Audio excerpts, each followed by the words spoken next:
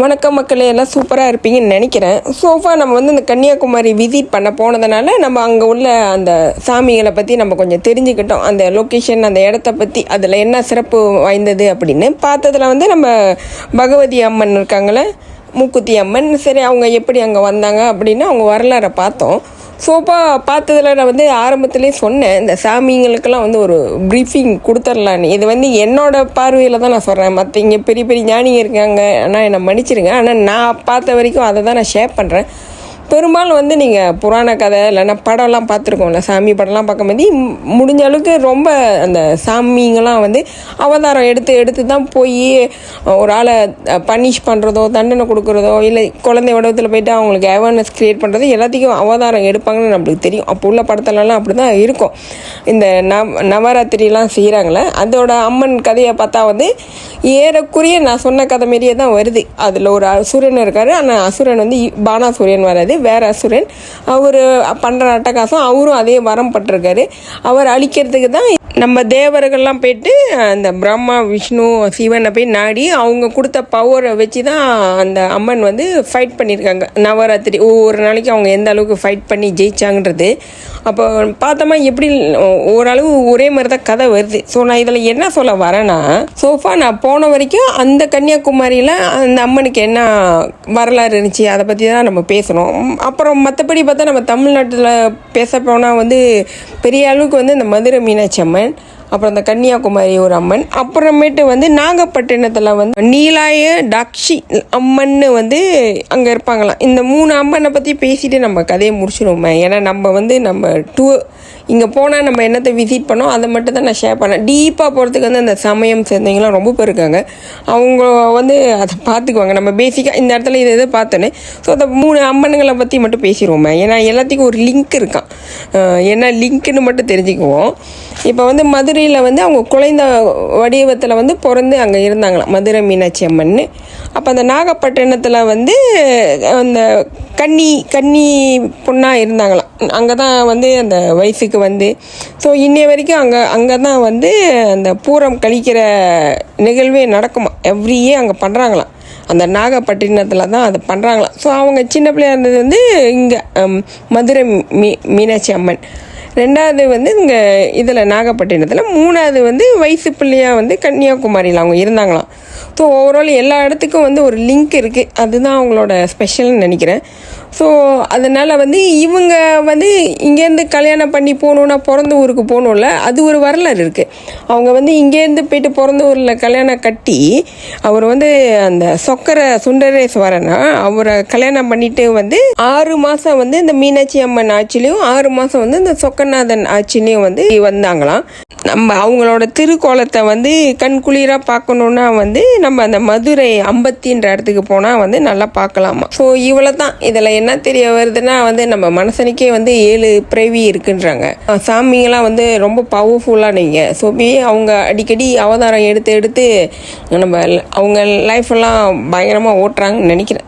So அதனால் நம்ம பெருசாக ஒன்றும் ஆராய்ச்சி பண்ண வேணாம். கொஞ்சம் அந்த இங்கே நாங்கள் கோத்ரூ பண்ணது கன்னியாகுமரி அதெல்லாம் கொஞ்சம் லைஃபாக பார்த்துட்டு அடுத்தது வந்து பத்மநாதபுரம் பேலஸு, அப்புறம் ஒரு வாட்டர்ஃபால், அப்புறம் ஒரு டேம், அது 3ஐயும் நம்ம கவர் பண்ணிடுவோம். ஆனால் அதுக்கு முன்னுக்கு வந்து மக்களே இங்கே மலேசியாவில் நாங்கள் இருக்கேன். ஸோ இங்கே ஒரு திருவிழா நடக்க போகுது இங்கே என்னோடய நிலத்து கோயிலில் தான். ஸோ அதில் கொஞ்சம் பிஸியாக இருப்பேன். நான் கண்டிப்பாக அந்த வீடியோலாம் உங்களுக்கு ஷேர் பண்ணுறேன். அப்போ அதை முடிச்சுட்டு தான் நான் திருப்பியும் வந்து நம்ம அந்த கன்னியாகுமரி அப்புறம் குஜராத்தோட ஸ்டோரிக்கெலாம் வருவேன். ஸோ என்னை ஃபாலோ பண்ணிக்கிட்டே வாங்க. அப்புறம் ஸ்டோரி சீரியல் மாதிரி தான் வரும் கொஞ்சம் கொஞ்சமாக. ஸோ உங்களோட ஆதரவு எனக்கு ரொம்ப வேணும். அப்புறம் முக்கியமான விஷயம் மக்களே, நம்ம ஊரில் நான் பார்த்த வரைக்கும் நீங்கள் சாமி கும்பிட்றதெல்லாம் வேறு லெவலில் கூப்பிட்றீங்க. ஸோ உங்களுக்கு தெரியாத வரலாறு எனக்கு என்ன தெரிய போகுதுன்ற ஒரு கொஷின் கண்டிப்பாக உங்களுக்கு இருக்கும். நான் ஏதோ கொஞ்சம் தெரிஞ்சுக்கிட்டு தான் நான் பேசுகிறேன். அதில் ஏதாச்சும் மிஸ்டேக்கோ தப்பாக பேசினா கண்டிப்பாக எனக்கு கமெண்டில் சொல்லுங்கள். அப்படி நான் பேசுகிறதுல வந்து கொஞ்சம் ஒத்து போச்சு ஆமாம் அப்படின்னா எனக்கு வந்து ஒரு லைக்காவது கொடுங்க. ஏன்னா பார்க்குறீங்க, ஒரு லைக்கும் கொடுக்கல, என்ன தான் யோசிக்கிறாங்க, நீங்கள் என்ன ப்ரிடிக்ட் பண்ணுறீங்கன்னு கூட என்னால் யூகிக்க முடியல. அது எனக்கு ஒரு கொஷின் மார்க்காகவே இருக்குது. இவங்கெல்லாம் என்ன யோசிக்கிறாங்க. ஆனால் கொஞ்சம் எஃபர்ட் போட்டு தான் நான் வந்து எல்லா வீடியோவும் செய்கிறேன். ஸோ குத்தங்குறை இருந்தால் நீங்கள் சொல்லுங்கள். பிடிச்சிருந்தால் லைக் பண்ணுங்கள். மேபி அதில் கூட நான் தெரிஞ்சுக்கலாம். ப்ளீஸ் மக்களே.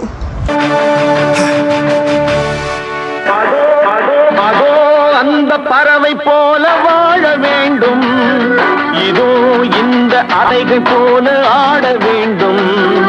ஒரே வானிலே ஒரே மண்ணிலே, ஒரே வானிலே ஒரே மண்ணிலே, ஒரே கீதம் உரிமை கீதம் பாடுவோம். கோடி மக்கள் சேர்ந்து வாழ வேண்டும் விடுதலை, கோயில் போல நாடு காண வேண்டும் விடுதலை, வேண்டும் விடுதலை, அச்சமின்றி ஆடி பாட வேண்டும் விடுதலை, அடிமை வாழும் பூமி எங்கும் வேண்டும் விடுதலை.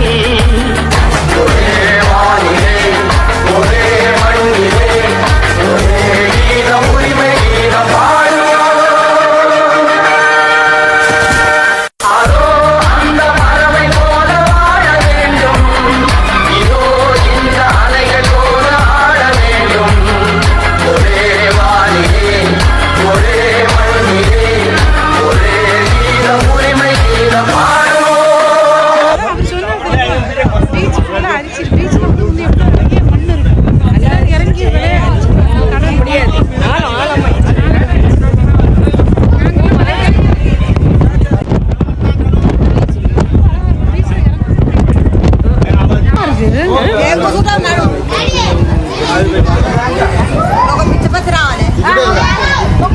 போமா இந்த பாதையா இந்த பாதையா? மணி எத்தாச்சு?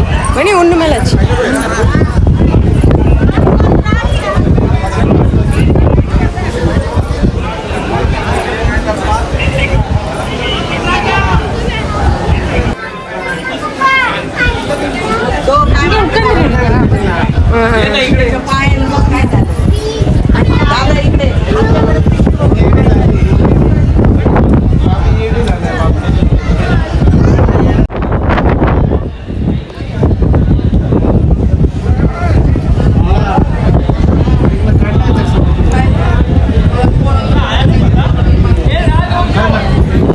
ஆமா தானே? இது நேச்சுரல், இது நகம் பேர்ந்துருச்சு. அவருக்கு தெரிஞ்சிருக்கு.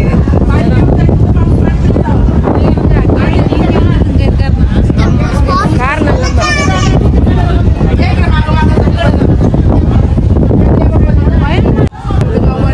போட்டு எக்கச்சக்கமான ஆளு தான் வெயிட் பண்ணதாட்டுக்கு. அது இப்போ அந்த 300 டிக்கெட் கிடையாது. அதான் நம்ம அதே டிக்கெட் தானே வந்தாலும் எப்படி திரும்பி போகுதுன்னா அவங்க கூட தான் போய் ஆகணும். நம்ம இது கியூ நின்று தான் வருவோம் நினைக்கிறேன். கியூவா இருக்க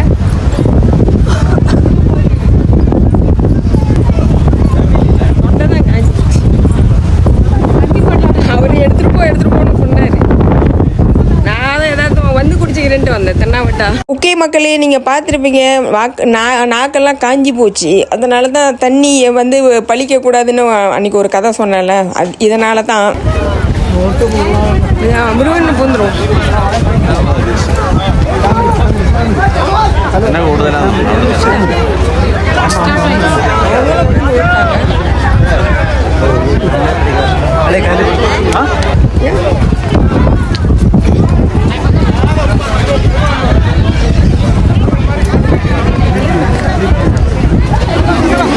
வரும்போது வேற மாதிரில போடுறாங்க.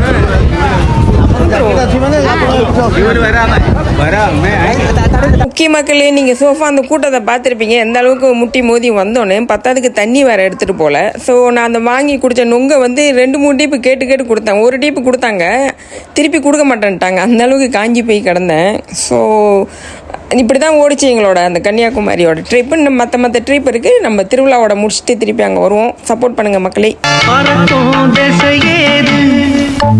இந்த பறவை அறியாது, உறவோ தெரியாது, அது உனக்கும் புரியாது.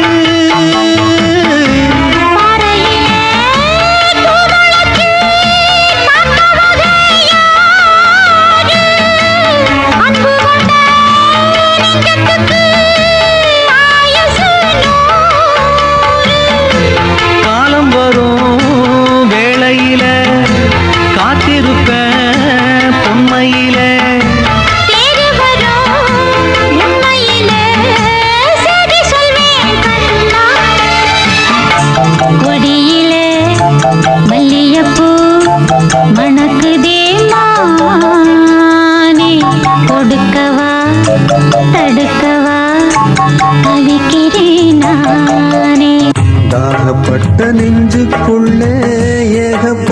சந்தோஷம். உண்மை சொல்லு பொண்ணே, என்ன செய்ய உத்தேசம்? வார்த்தை ஒண்ணு வாய் வரைக்கும் வந்து வந்து